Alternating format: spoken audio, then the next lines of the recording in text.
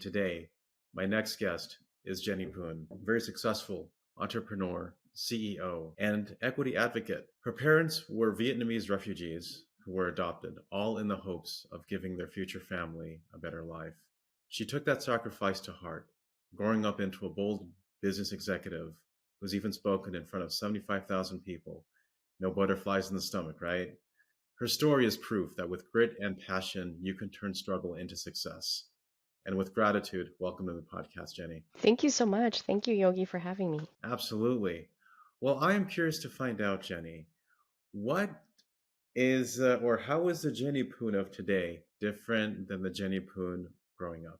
Yeah, that's a big question. I was the shyest kid ever. My first language growing up was Chinese, so I didn't know how to really navigate the world. And so I remember being like crying when my parents would ask me to order food. Like as a child, I don't think I could have ever stood in front of anybody to speak. And I remember having presentations in school and trying to think of ways to get out of it. So I was a very anxious, shy, very self-conscious kid. We grew up my parents started a small Chinese Vietnamese restaurant when I was a kid. Myself and my siblings spent a lot of our time in that restaurant helping my parents or just playing on rice bags. Um, and we grew up in a very, modest home. We were like children of refugees, so immigrant family, and working very like low paying jobs. So we were low income. We were a low income family. I think my parents never wanted us to feel like we were poor, but we didn't have a lot of money growing up, right? And so I think a lot of that has informed the work that I do today. But a lot of growing up was just being shy, not knowing who I was, always self-conscious, thinking about, you know, what what I should be doing, what is everybody else thinking about me, how do I fit in? I don't even speak the language. Can people hear my accent? And over time, I think a lot of the things that I've experienced and through the world has led to me being able to break out of that. Now, I don't think the voices ever go away. They're always there. I think you just learn that the rest of the world also has a lot of those voices speaking to you. Jenny, I'm sorry, even as an adult, those voices don't go away? Yeah, I feel like they're still there, but you learn to temper the voices. And I think you learn that they're not they're not great for you, so you learn to ignore them, or you learn to make them quieter, and that other stronger voices become, the voice that you follow. So let's unpack what you just said. I mean, certainly said a lot. I mean, there's a million questions that I wanted to ask based on what your introduction. So, first and foremost, how did you transform from being a shy person to the outwardly going person you are today? Was there something that happened over time? Was there an event that made you realize it's like I don't need to be shy. I can do these things or I can change. Yeah, I think it's a combination of things. I found really great people that were incredibly supportive that, I wanted to model some of my behavior around, right? Like people that were outgoing. I started looking at what were the skills, like how did they do that? How do they so flawlessly enter a room and engage with every person? And I start to be around those people to learn their behavior, learn how they navigated it, like even ask them questions like how do you do this without being fearful of it? Um, and one person told me that it's practice. You just have to keep doing it. And when you get into the rhythm and you know how to ask the questions, or you start asking some basic questions about other people start talking. And you don't have to do all the talking. You just have to listen, which was the easiest thing for me. So if I could get somebody to start talking about themselves, which is if you read any book around how to like network and start conversations. It's about getting other people to talk about themselves as much as possible, because they can become the most interesting person in the room, and you can just listen and you can contribute based off of what they're saying. So a lot of it is practice. I think the big thing, the pivotal moment that changed my life was actually leaving my home, like having no support structure. I left home and did an exchange program. And then I continued on and ended up teaching in China for a while.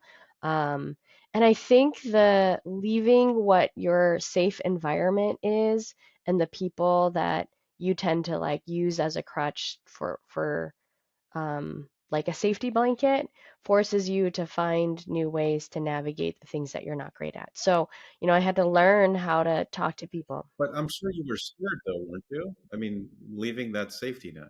I was, but when you're young and dumb, I think, and I didn't know what I didn't know. I just knew that like the things that I was scared about, like I was not worried if I would have money. I was not worried about because I was getting paid. I didn't worry about if I could accomplish the schoolwork that I was required to accomplish.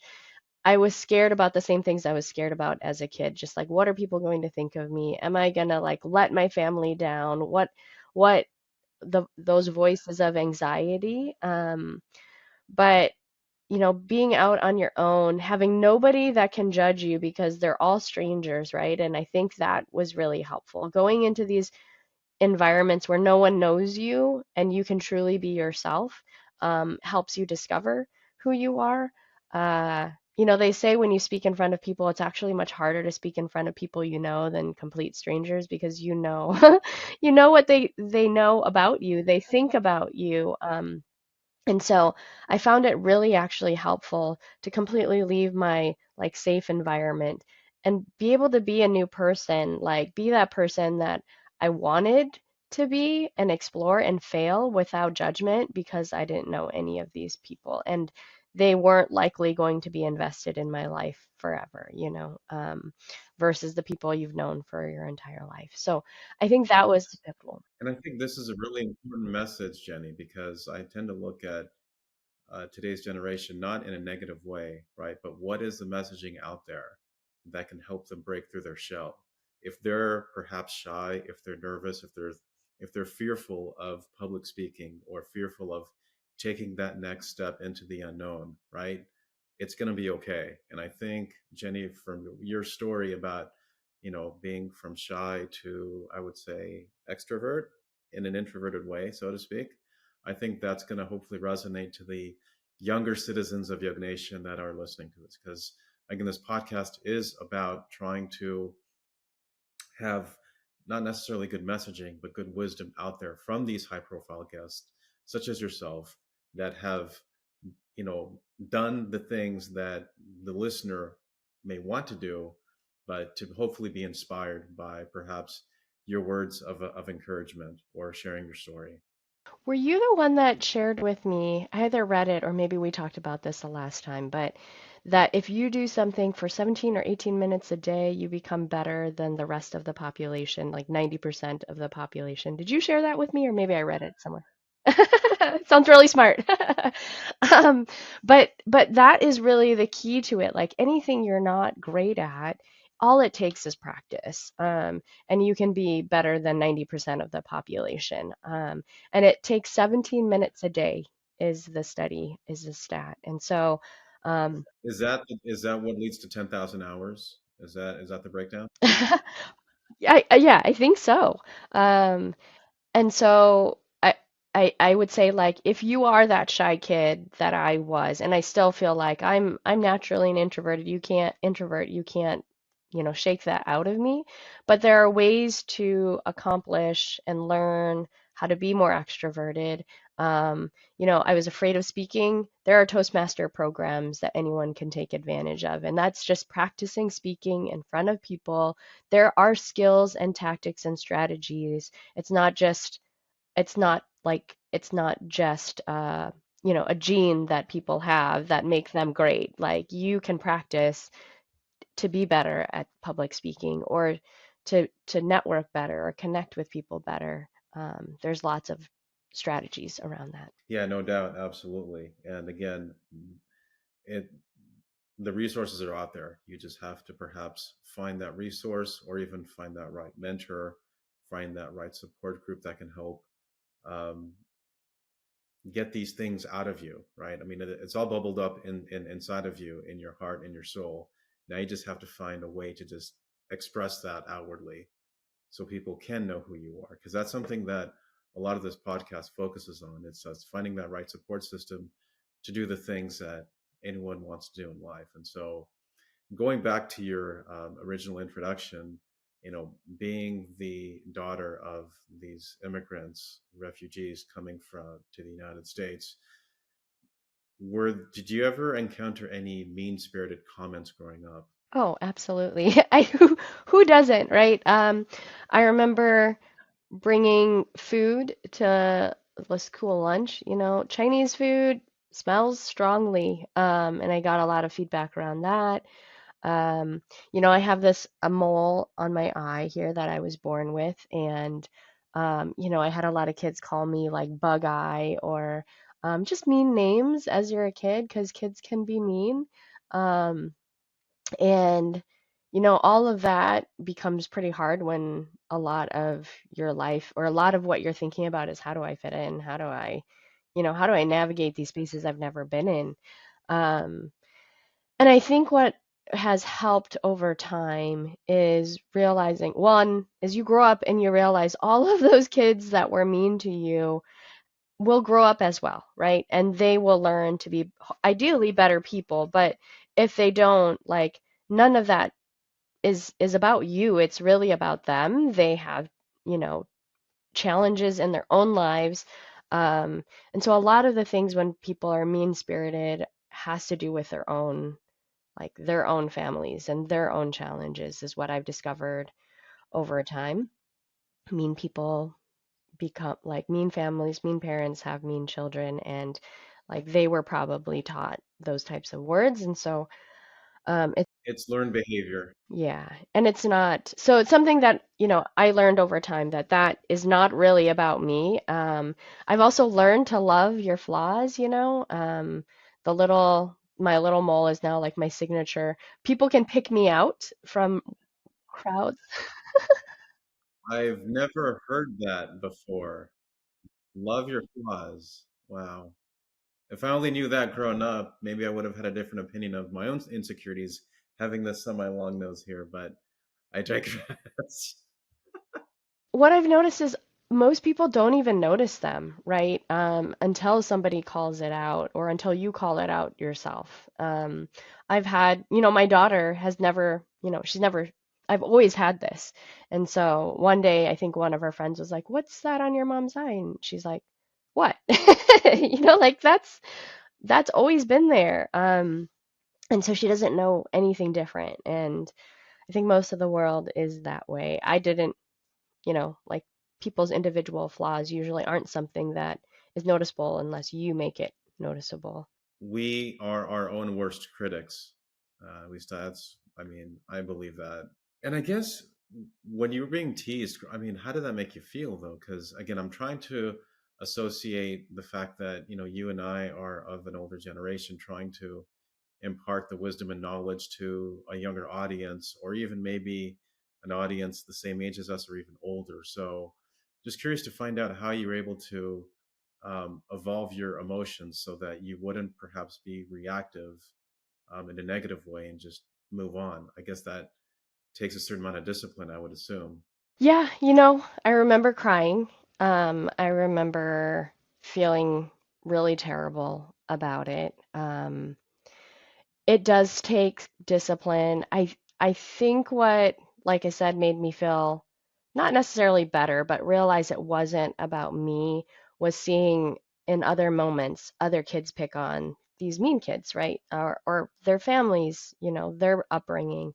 Um, yeah, karma, but also that they're also human. They have their own flaws and they have their own challenges. And so realizing that made me have empathy towards others who are not as kind to others. And I think for a good part of my life, I was like, is there a way to remove this? And explored some of that.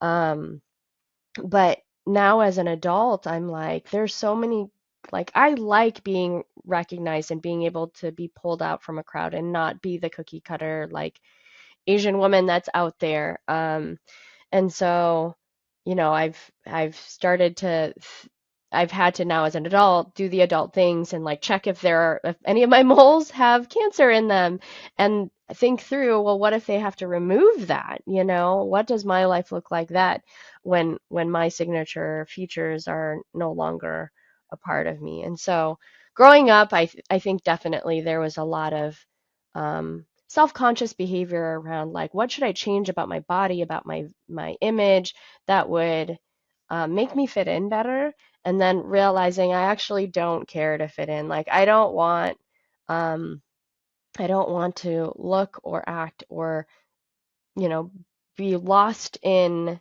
the crowd of people. I like that there are things that make me me. And isn't that the most beautiful thing about the world that we live in is every person has their own fingerprint mark, right? Every person has their own features and we are all unique. And shouldn't we be proud of that?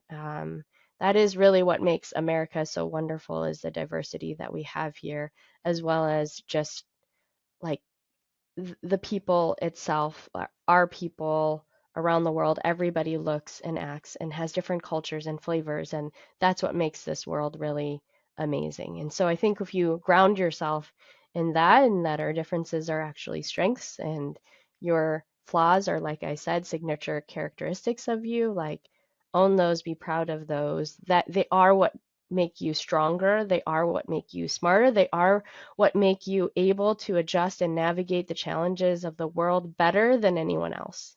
So, how did this apply to your role as a CEO and entrepreneur, establishing your business? So, if you don't mind educating us, what are you the CEO of? And again, what traits did you have that made you be successful? Yes, a little bit about my journey. So, my parents are entrepreneurs, and they told me never to become an entrepreneur because that life is very hard, especially in the restaurant world. And so they spent a lot of time, you know, making sure we could go to school. And their dream was we would work in corporate America, work 9 to 5 jobs, like get our retirement accounts and live the traditional life versus the hard work that they did, which was 9 a.m. to 9 p.m. every day, 7 days a week, no holidays, knowing that like if you took a day off, you made no money. And so um, they really didn't want that for me and spent a lot of time dissuading me from that path. And so I went to school like any good Asian kid, graduated, went into corporate America. I studied design and global studies, marketing, journalism, that sphere of work. So I went into newspapers. I got a full-time job there. I was the art director for some publications. And you know worked what they wanted me to work. And really, what they wanted for me was stability, right? Was knowing that you would be paid, that you would be okay, is all they really wanted. And so I had that job. I had the full-time job. I was stable. And then one day I didn't. The recession came in 2008, and a whole bunch of people lost their jobs, very similar to probably where we are today, where you're seeing mass layoffs at all corporations. And that's when I realized that this dream that my parents had for me of stability was not actually what they thought it was. That at any point, if you work for somebody in any company, in corporate America, or even small businesses, that you could lose your job, right? And it was not in your control. Um, and so I had an opportunity to either start a business at that point because everybody was losing their job, and I knew that it was going to be difficult to find a job, or go chasing again the next paycheck. So I decided to start a business. I started a marketing agency, and it went really well for the first couple of years um, because everybody was getting laid off and there were all these people that needed this type of help. And so I became started to get really busy. And then I decided like there's so much I don't know actually about starting a business. My parents were entrepreneurs, but they were restaurant entrepreneurs, and I was starting a more digital company. And so what do I need to know about managing people? My parents also rarely hired people. They did everything themselves. And I learned a lot from that as well. But I needed to learn how to hire people, manage people, all that. So I started the first co-working space in Phoenix, Arizona, called Cahoots. I didn't know what co-working was at the time, and I just wanted to bring people together. I wanted to help. I wanted us to help each other learn how to be business people, like run good businesses, be good managers, be successful in businesses. And I knew we needed each other to learn, right? And so I wanted to bring these people together. I was the weird person that would go to the coffee shop and try to talk to, like, full circle, right? The girl that never wanted to talk to anybody was suddenly in these spaces, like building a business to bring people together to talk to each other. It was, yeah, it was wild. And I will say it was exhausting. From shy to unshy. Yeah, it was exhausting. It took so much energy out of me because it is not my default state, but I knew I needed to do it and I knew I needed to do it well. And so I would go to coffee shops and I would try to strike conversation with people and I would try to understand if they were an entrepreneur, how we could work together.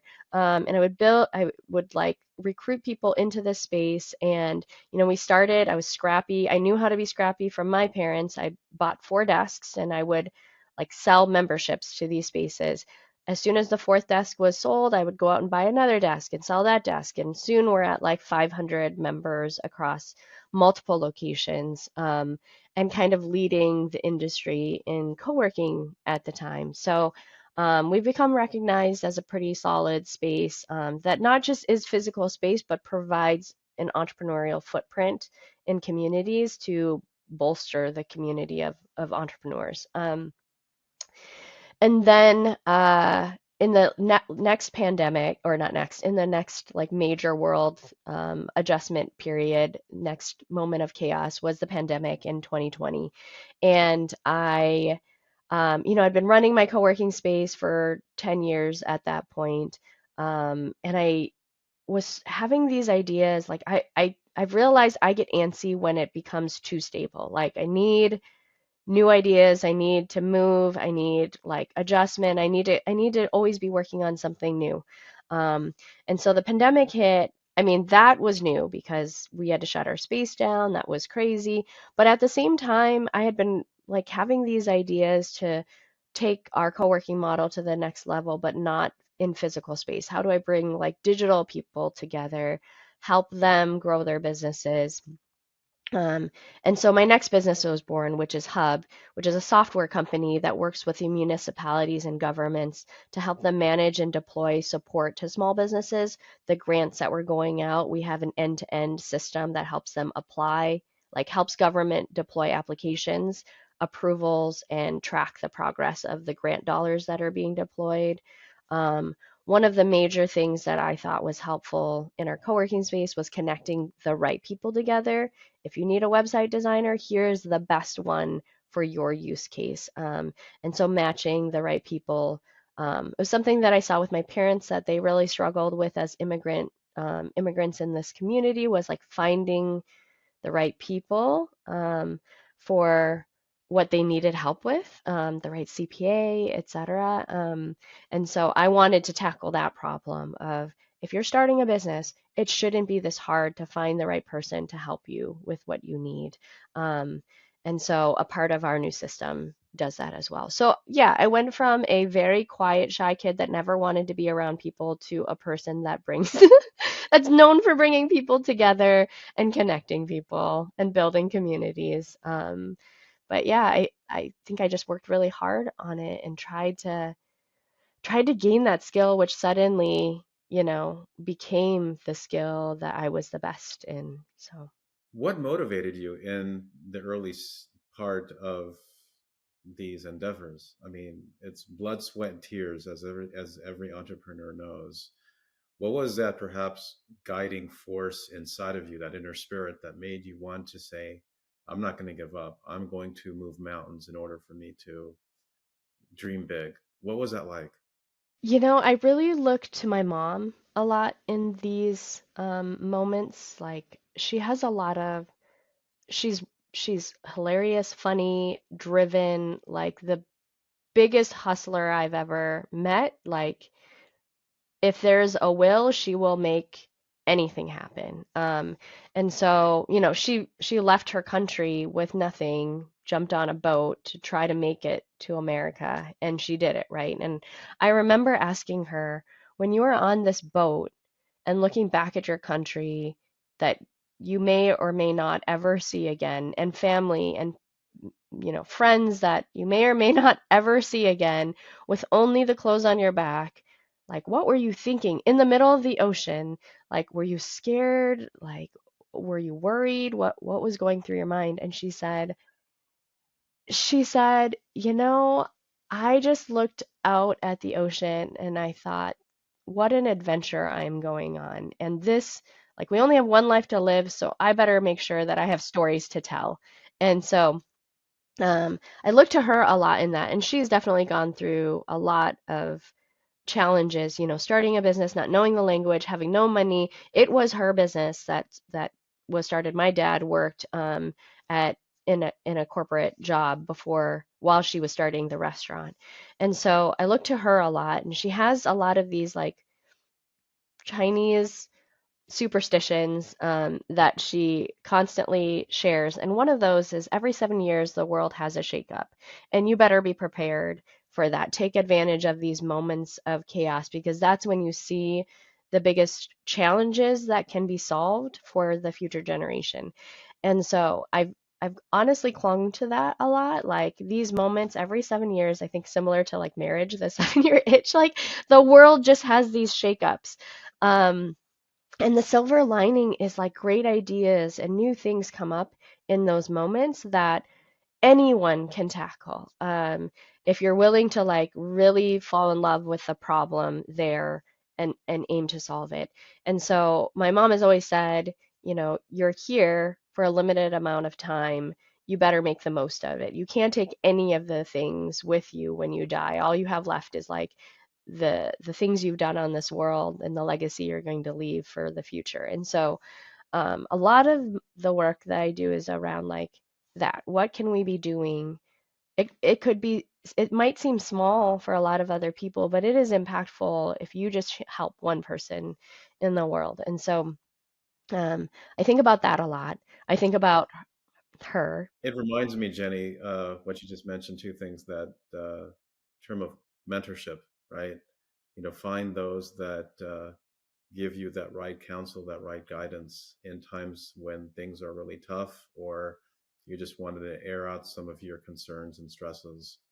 So that is what you just, triggered in memory. The second is I had Amy Truesdale. She's a Paralympian who won the gold medal for the UK in Taekwondo. And her tagline was "Success leaves clues." So that's what you just meant. That's again, those are the two things that came to mind as you're sharing your story about your mom. Yeah, and I think another friend of mine that I meet with, and I think it's really important to surround yourself with people you admire. But a friend of mine says a lot of the work that we do, especially in entrepreneurship and in building things that just don't exist today, is not about like nothing. A business does not fail. It's really an entrepreneur gives up. And so if you keep going, no matter what, like if you keep going and working on whatever you're trying to solve, it will eventually be successful. It's the same thing as what we were talking about, right? 17 minutes a day, you will become successful. That is the strategy. And so um, that that's like one of the big things I always remember is like I think we walk into a lot of things thinking that it's going to be an overnight success. And really like I think people look at me and they're like, "Oh, you made everything you touch is gold."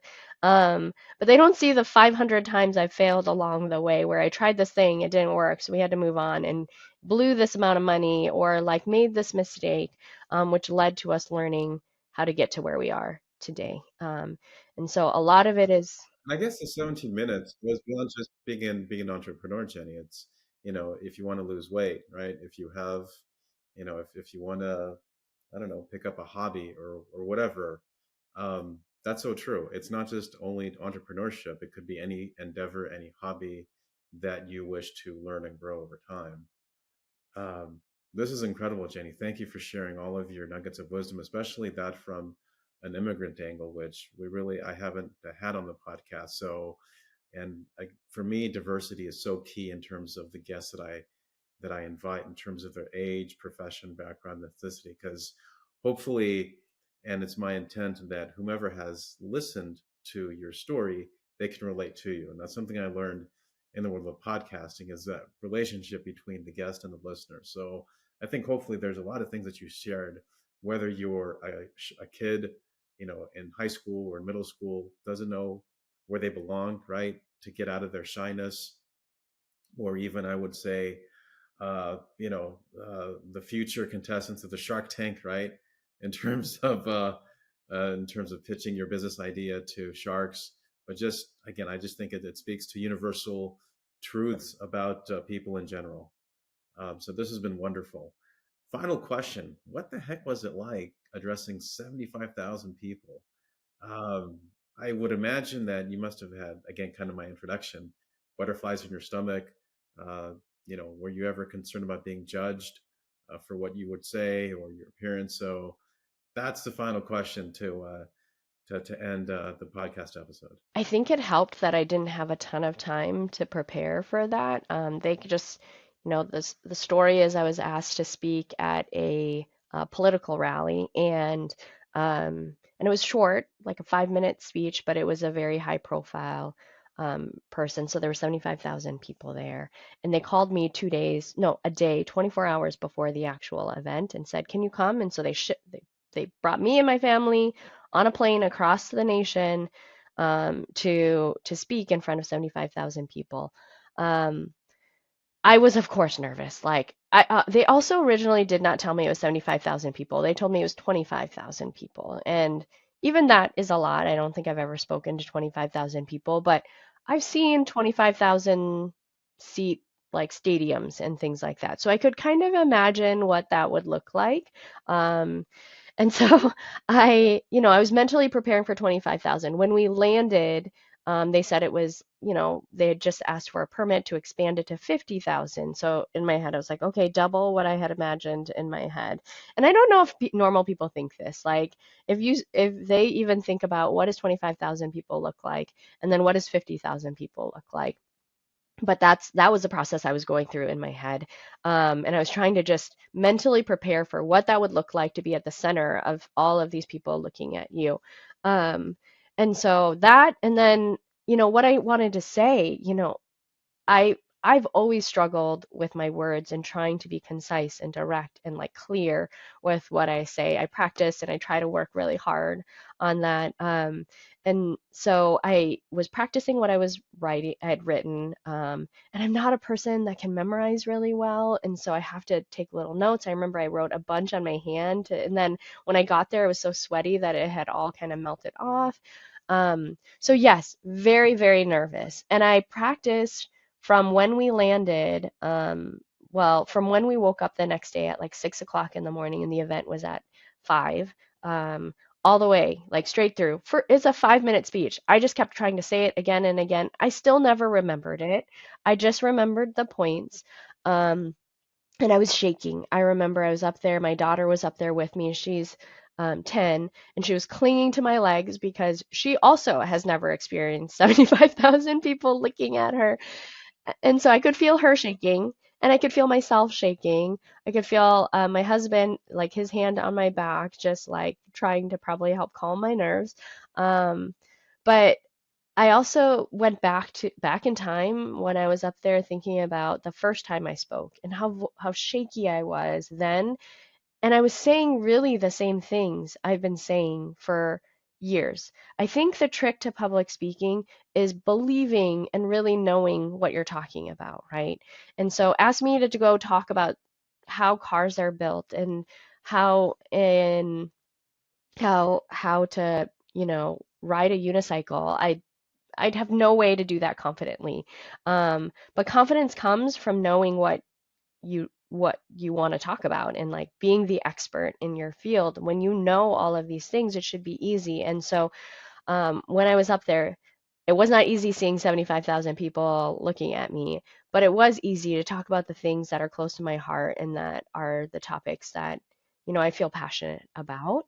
So I think the key to that is, again, loving something so much that you would want to talk about it, that you want to teach people about it, that you want to spread your wisdom around it. And that takes time, and it takes like exploring yourself to understand what it is in this world that you can be the best at. Um, and so I was lucky enough to be asked to speak around that, those types of things, right? How to be an entrepreneur and why entrepreneurship is so important in the world today. That's amazing. I mean, not only speaking to the heart, but leading from the heart. Yeah. Jenny, it's been an honor to have you on the podcast. Thank you. And love to see you again sometime in the near future. Thank you so much for having me. Thanks. Take care.